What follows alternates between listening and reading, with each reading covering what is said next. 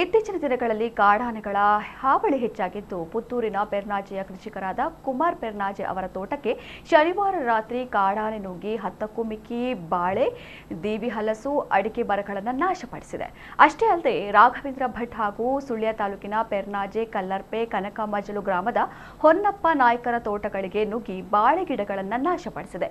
ತೋಟದ ಕೆರೆಯಲ್ಲಿ ಈಜಾಡಿ ಮುಗೇರು ಕಡೆಗೆ ತೆರಳಿವೆ ಎಂದು ಪ್ರಗತಿಪರ ಕೃಷಿಕ ಕುಮಾರ್ ಮಾಹಿತಿ ನೀಡಿದ್ದಾರೆ. ಈ ಬಗ್ಗೆ ಅರಣ್ಯ ಇಲಾಖೆ ಅಧಿಕಾರಿಗಳಿಗೆ ಮಾಹಿತಿ ನೀಡಲಾಗಿದ್ದು, ಅರಣ್ಯ ಇಲಾಖೆ ಅಧಿಕಾರಿಗಳು ಸೂಕ್ತ ಕ್ರಮ ಕೈಗೊಳ್ಳುವಂತೆ ಕೃಷಿಕರು ಒತ್ತಾಯಿಸಿದ್ದಾರೆ.